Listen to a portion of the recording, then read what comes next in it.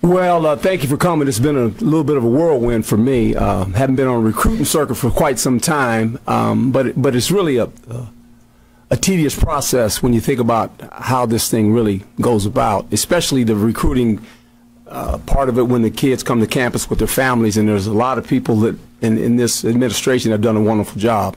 It's not just the coaches, it's some of the professors and all those folks that are a part of when they come on campus. Obviously, they're student athletes first, so they don't just come here to play football, but also become good students and obviously good citizens. So it's an effort by a lot of people that work here that have done a fabulous job. I'm late on this. I've been hanging around with this guy for about the last we've been there 3 weeks now. I haven't gone home since my send-off in Bristol. I don't know what my family looks like anymore, but that's okay. They're probably glad I'm not there. But doing this has been quite refreshing to me. What I anticipated, obviously. When you go into a home and you sit down for dinner with those families, you know that there's a big decision about to be made. We go in there as coaches, recruiting coordinators, representing not only ourselves, but also this great university, and we don't take it lightly. And I think the thing we have to offer here is one of they're going to be a complete student athlete when they leave here, and that's very important because we are representing this university. There's been a lot of great athletes to come through here, and we have to make sure we do it right. I actually passed the compliance test, which was very important, and that's important. You know, I believe in. I'm not a rule guy at all. I believe in expectations. And whether we like them or not, we have to live by those. There's a code of conduct we all have to live by. I'm a believer in that. My father was a military man. I get that part of it. And I just think the way we represent this university every time we walk on a high school campus, in a home, is important because we represent this community, to be quite honest. And to me, that's important. I understand that. I've always understood that. And I don't take it lightly. So I think this has been a great 3 weeks for me. I've enjoyed every bit of it. I've got energy for it. That's why I'm back here. I think we've done a nice job of really identifying some young men that can help this program as football players, but also as good citizens, as good teammates, as scholar athletes as well. So that's the key of it all for me. And without this guy, I tell you what, I couldn't have done it because we've been hooked to the hip. He has more information on all these guys. He'll start getting into that. Rob, obviously, is our new offensive coordinator. That was easy. It was an easy transition. It was the right transition. I knew that when I came here, Billy would have an opportunity to leave. We talked about that when I first met him. And left a little early, but that's okay. I anticipated if that would happen, this would be the guy. I talked to him right away, said, hey, here's the deal. He accepted. We'll have a defensive coordinator here by the end of the week. Can't mention who he is. We're fine. We'll be okay. No one needs to panic. So with that, you can tell them about all these good players we got. Yeah, welcome. Appreciate you guys. Big day for Arizona State football and our recruiting department and everybody involved. I'd like to recognize a few people I think is very important. There's so many people that are involved in this process, and we're recruiting throughout the year. First and foremost, our senior associate AD, Tim Cassidy, who has a lot of experience in this and has really kind of mentored me as I've moved through this process the last couple of years. Our coaching staff, you know, what is left of our coaching staff and the guys that have left and went on to other places were a big part in this recruiting process and developing relationships with these kids. I think that's the most important thing is the relationships we've had with these kids. And people say, well, how do you keep this class together? And it's really about the relationships and in this university. Our analysts, our grad assistants, Marcus Elaine and Marcus Walker, and also the Sun Devil Athletic Admin team have been very supportive in what we've been doing recruiting. Our recruiting staff has been phenomenal. You know, I want to recognize Brent Graham. He's our on-campus recruiting coordinator. He's kind of been my right-hand man for the last year and has developed a great relationships with all these players. Fred Gamage, former player here, also from the city of Phoenix, played at Brophy Prep. Caesar Ochoa, Matt Seiler, Tanner Craker, and a number of our student assistants.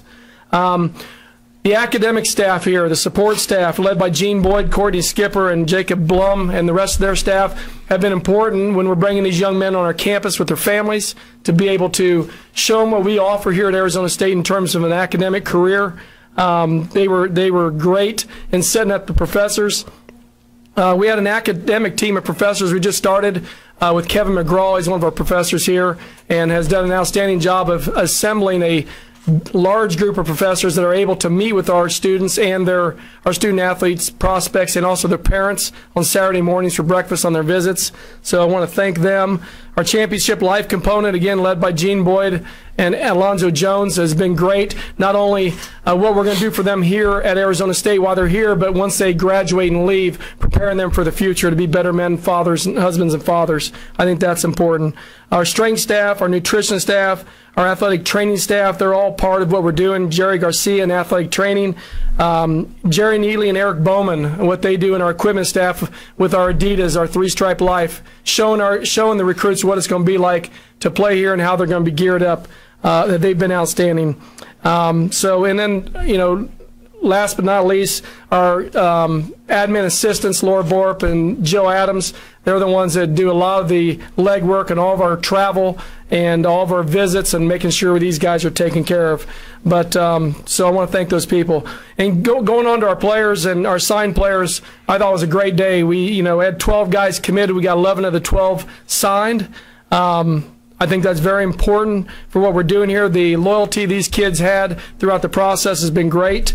We signed 5 guys from the state of California. I think that was important.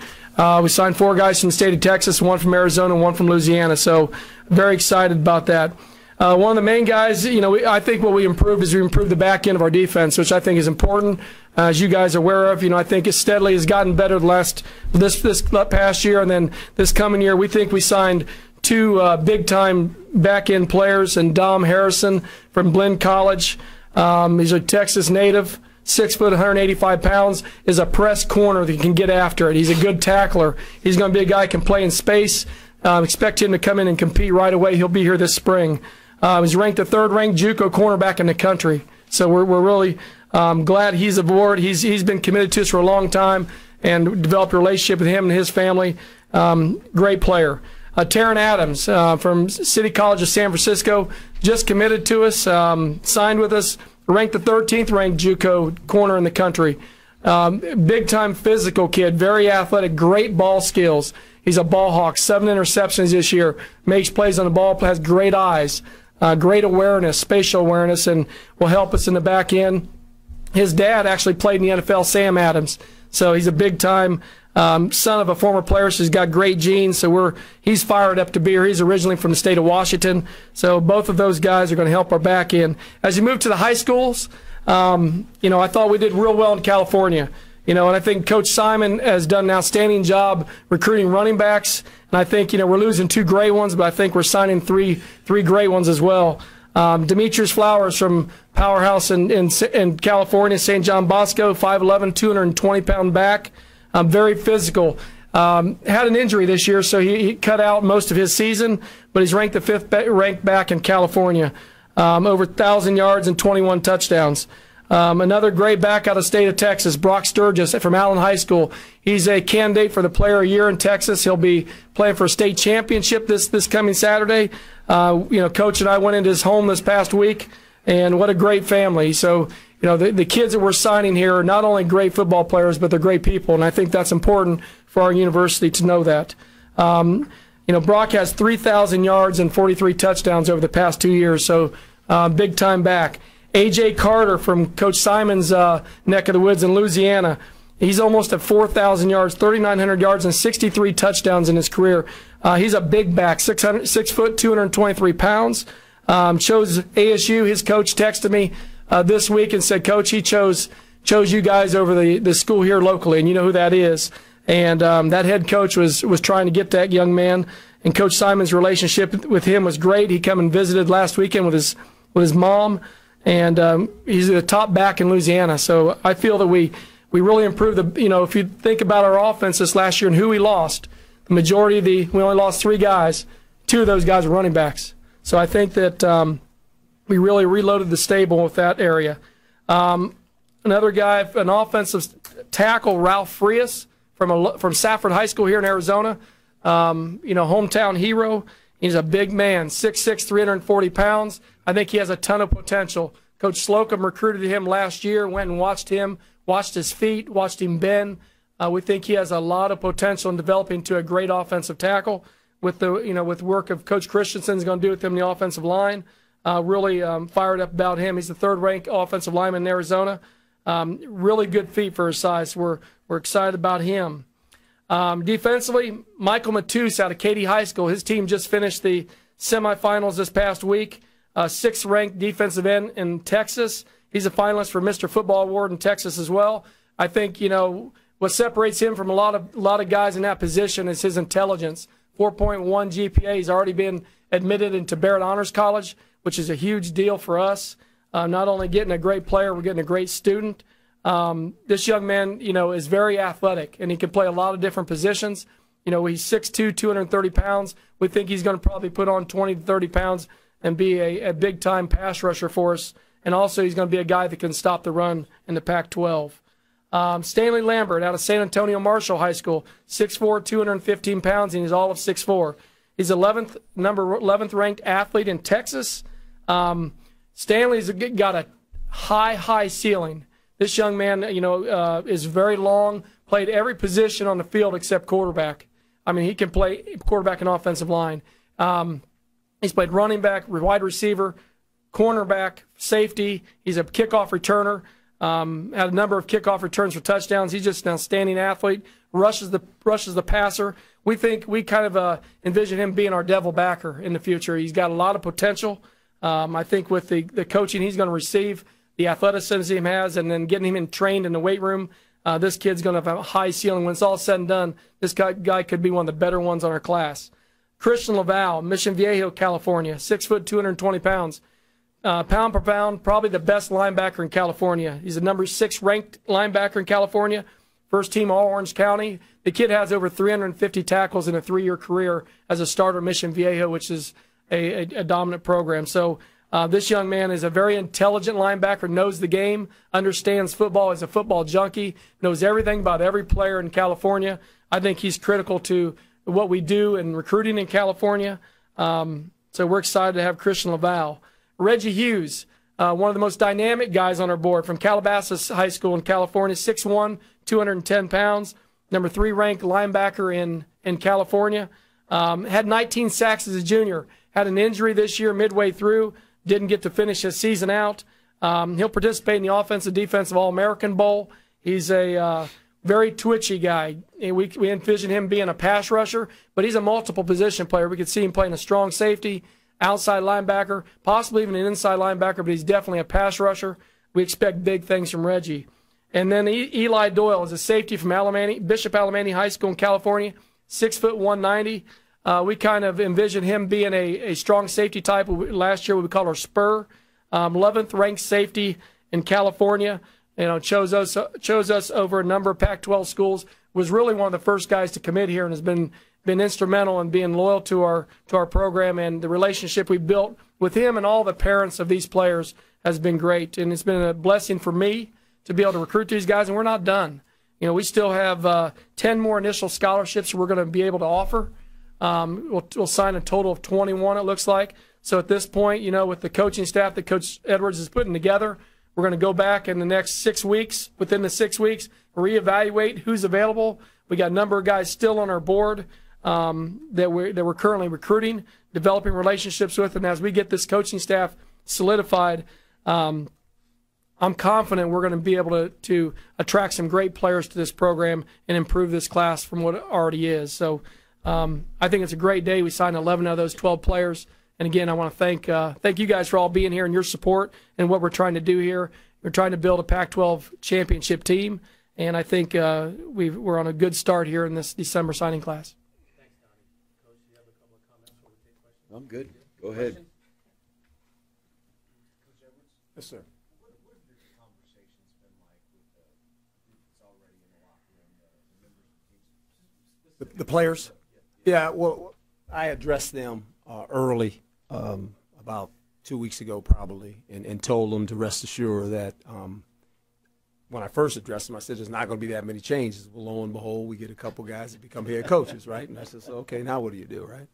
But I think with that being said, going forward, a couple of them, as you know, came to the press conference. A couple of them called me when the changes were made due to the fact that we had a guy to elevate. And when a guy elevates, I'm going to let him go. When you have young coaches, whether it's at this profession or obviously in professional football, you want guys to elevate. You're going to lose coaches. That's just the deal. That's just part of it. That's part of coaching. You want young coaches. I left Tony Dungy, all right? Lovie Smith left Tony Dungy. Rod Marinelli left Tony Dungy. Mike Tomlin left Tony Dungy. It just happens. And you don't panic as a coach. You just say, okay, there's a lot of other coaches out there that we can hire. It was an easy hire for me with Rob. I knew exactly where I was going. It wasn't like, well, what are we going to do? I called him. It's simple. I said, I got a guy. I'm good. I mean, some people get nervous. I don't get nervous about that stuff, guys. It's not nerve-wracking to me. It's part of the profession. I've been in this profession for 30 years. You just get it. You want guys to elevate. You want your coaches to elevate and have opportunities. That's part of the deal. The sad part for these high school young men, a lot of times they go to the university because of the coach. I get that part. And it's kind of sad that coaches elevate and leave. That's why you better like the university. That's kind of important, too, and I tell them that all the time. I think a lot of these young guys, I told them this is what's going to happen. I told their parents that. I stayed true to who I am. A lot of these parents don't know me. They see me on television. And when I walk into their home, they say, you know what, Coach? You're the same guy. Yeah. I can't change. I got to be me. And so with that, I don't panic. I don't panic. For what? I played in Philadelphia, by the way. I coached in New York. You think I'm going to panic? I don't panic. There's always a plan. You got to have a plan. You got to know coaches are going to leave. Players get hurt. What do? They kick the ball in the NFL at 1 o'clock. We kick it off at what time here? 7:30 at night? They don't kick it off. I need 11 guys to go cover the kick. That's what you do. Because when you panic, then everybody else panics. I'm not going to panic. You make good decisions. You make wise decisions. We've gone through this methodically as far as hiring coaches. We will have a really good staff. We will have a good football staff. Some of the guys have already committed. I can't mention who they are at this point in time. You'll know who they are here shortly. We're going to be fine. So now you look at this class, half of it is on the defensive side. With no defensive coordinator named yet, position of coaches in flux. I'm the defensive coordinator, by the way. But I mean, after that challenge is monumental. You talk about putting line of faith in someone, and it looks like a lot of players did answer that call. I mean, can you kind of walk through the process? I mean, how challenging, or maybe it wasn't really that challenging for those players who committed, 2, 3, sometimes 5 months ago, to commit now without knowing who the coach is going to be? I think it's about the relationship with our university and the people in it. At this level, you're going to have great coaching. I know that they're going to hire great coaches, and I think the players had faith in Coach Edwards that he's going to hire a great staff. How many different defenses can you run? So there's only 3 or 4 defenses you really can run. So the guys that we recruited, that we're going to find a place for them, and they knew that. So I think they had faith in what we're doing. But I think one thing about when I recruit these guys and our coaches, I tell these guys, I said, it's not about the coach, it's about the university. In 10 years and 20 years, when you walk out of Tillman Tunnel, there won't be a coach in there. When all those players are aligned, they're former players that played for Arizona State. And I think that that's the most important thing for any of our recruits to understand, is that they're coming to Arizona State. And one of our current players, Benjamin, I asked him a year ago, I said, why Arizona State? Why not Texas? When their coach had got there. And he said to me, Coach, I envision if football wasn't here, would I still want to go to school here? I think that's important. That's one of those stories I share with all those recruits.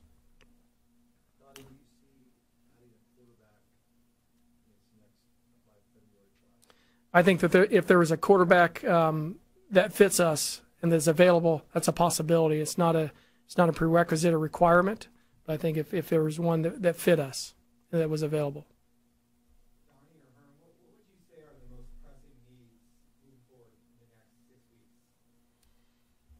Oh, I would say, you know, it's still about recruiting. The coaching staff will be hired. We've got guys that will probably have this thing done by Friday. It's then coming together as a staff. We kind of know what our philosophy will be on offense. I told Coach, I said, now we got all these backs. When we're on the 2-yard line, we're not throwing the pass, are we? Yeah, so. Okay, Coach. Yeah, just don't tell him to kill that. Okay. I know. Right. I take care of it. I had him early. I had him in the underarm game. He's going to get a lot of balls. He's going to be fine. So, you know, it's really for the staff coming together, and that's what I'm waiting for everyone to get here so we can finally have a staff meeting and then set journey on to continue to recruit.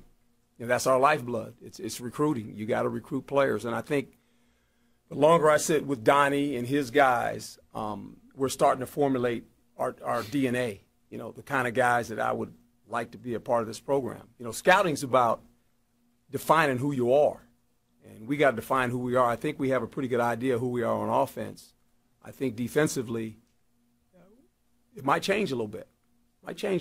But the players here will fit. Look, coaching's about this. Coaching's about massaging your system to the players. 90% of the players that play football at any level, they are system needy. System needy. I've never been a coach to say it's my system. No, the system's the players.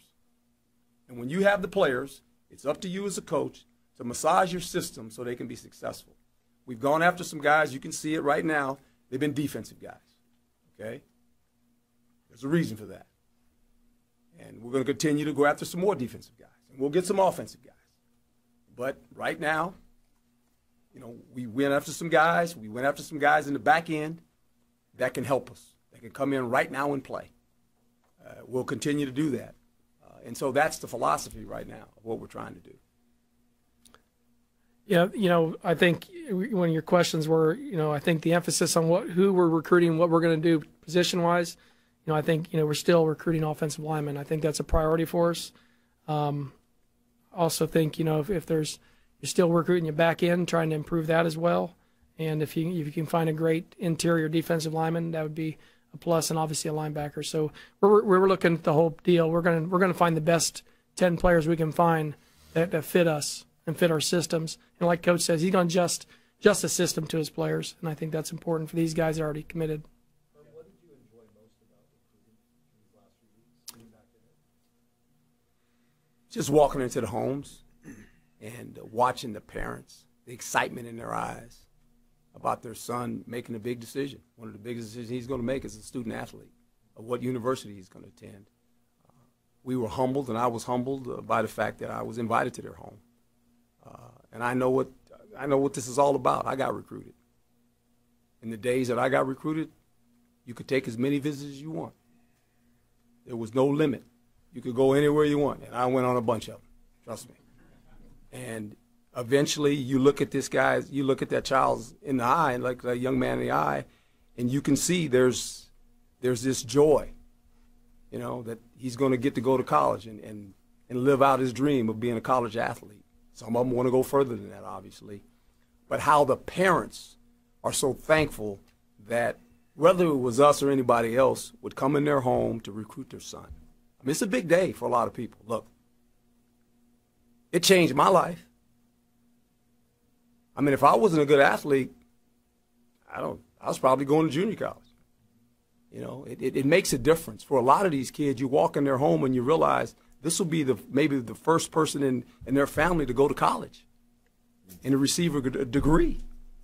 I was that guy. I get it. That story doesn't change a whole lot, and it changes people's lives. It really does. When they look at their son and go, my son is going to go to college. My mom was a German war bride. She didn't finish the 8th grade. My father joined the Army at 17 years old. I am the first college graduate. I get that. You know, that doesn't change. Whether you're in football or out of football. That's life. That's big, man. You walk in that family's home and their eyes are bright and they see you and they say, Coach, you know, and now a lot of different things on the menu at these homes. And whatever they served, I was eating. But other than that, it's a joy. It really is, because I know what's going to that family. I know what they're thinking. You know, that's the fun of it. They're all good. Every one of them was good. I haven't had a bad meal yet going on a recruiting trip. What's your biggest sales pitch that you think influences parents, athletes, and That I got their son. I got him. I got him. And when he sits in that dorm room that first night at 12 o'clock, and mom and dad are not there, I got it.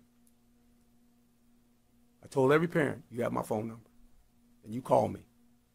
Because a week's going to go by and he ain't going to call you anymore. He's going to go on this campus, he's going to say, woo, look at this place. I said, you call me. You call me, and when you call me, I'm going to get him. I'm going to grab his neck. Say, come on in my office. Call mama. Every single one of these parents with these kids signed, they have my phone number. I said, you call me anytime you want. And when you want to call me and you don't want your son to know, he won't know. That's important to me. Very important to me. Can you talk a little bit about why you wanted Rod to be your offensive coordinator when Billy left, and then also adding Dave Christensen to your staff? Smooth transition for the players. It was seamless. You know, I'm all about the players.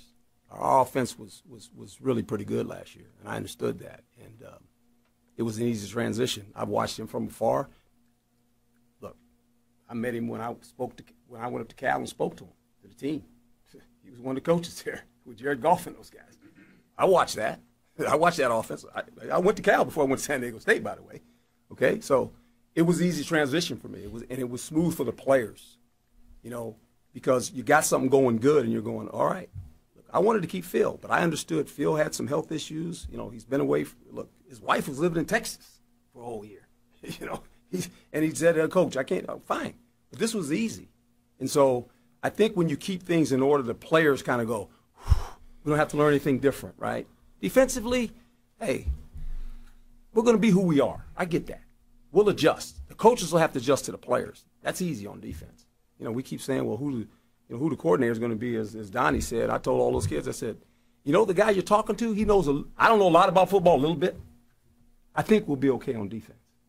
And so all the kids looked at me and said, Coach, we know what you're saying. I said, yeah, don't worry, I got it. So I just think offensively we were good. Special teams-wise, we're good.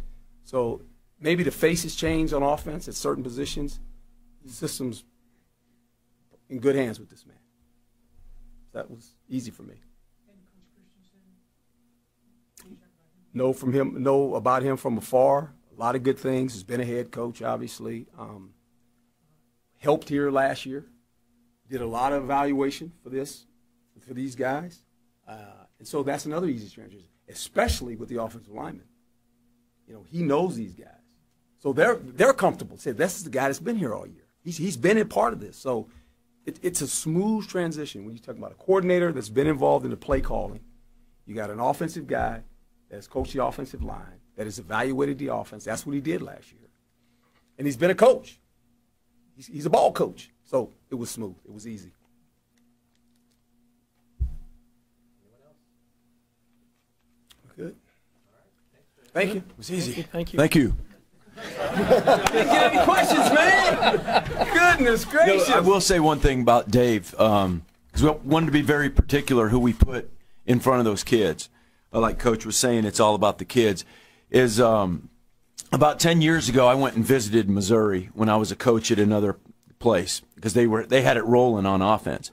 So I had a chance to watch him coach. So I've seen him coach, and I've sat down with him before, and I've talked football with him. So I already knew that he was a really good coach. And then this year, I had the opportunity to watch him go about his daily life. Okay, so there's no questions about what type of person, his character, and all that stuff. You know, when we would be up here at 11 o'clock at night, and he's not really getting paid to do anything, and he's sitting up there with us talking ball just because he loves football and he wants to be around it. So it was kind of a no-brainer. Yeah, and you're talking about when he was with Missouri. I was with the Chiefs, so you know, and you're right. They had a fantastic offense. They were really good. So Yep. yeah, it's smooth transition right now. Everything is going good. We're good.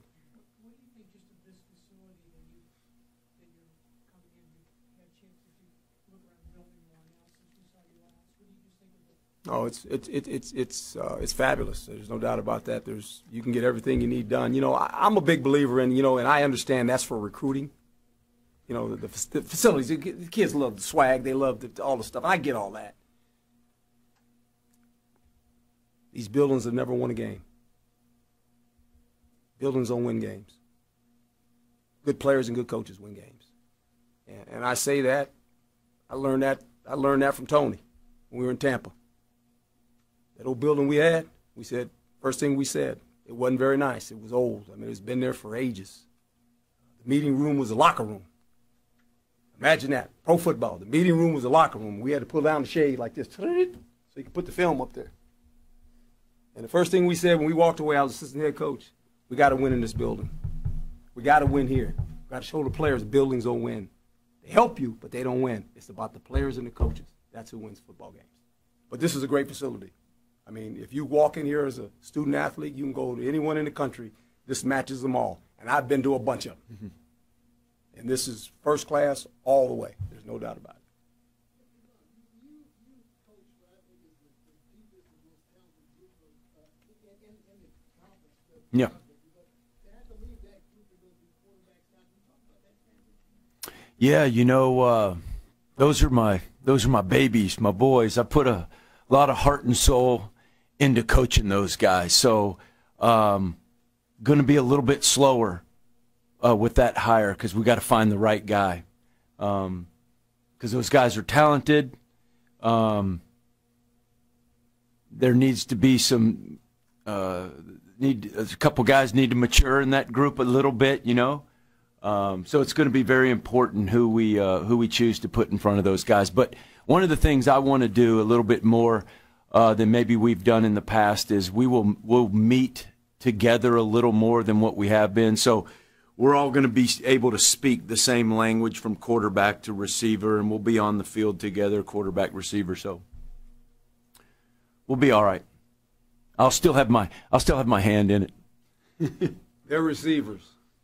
They're like 7-Eleven. They're always open. In their mind, they're always open. They're a headache. They're always open. There's one right there. He's still that way. Yeah, he's still that way. Coach, I'm open. Got double cut. Coach, Tony Gonzalez. Coach, I'm open. Tony, I know. I know. We'll get it to you. Always open. Herm, are you expecting to lose any players to the NFL? Ooh, I don't know. We've talked to 3 guys that I think might have the ability to do that. I counseled them, told them the truth, and I think that I'll never stop a player. I'll just tell him where he's at right now, and when they get evaluated, this is what it looks like. That's part of the process. So you lose guys early. I mean, we're more lucky than those basketball guys. I know that. Those guys, and I know a bunch of them that are the one and done guys. They tell me all the time, Coach, we don't worry about it. We know they're not going to be here. Let them play good while they're here. Got to get another guy. So that's part of it. Thanks, everyone. Thank you. Thank you, guys.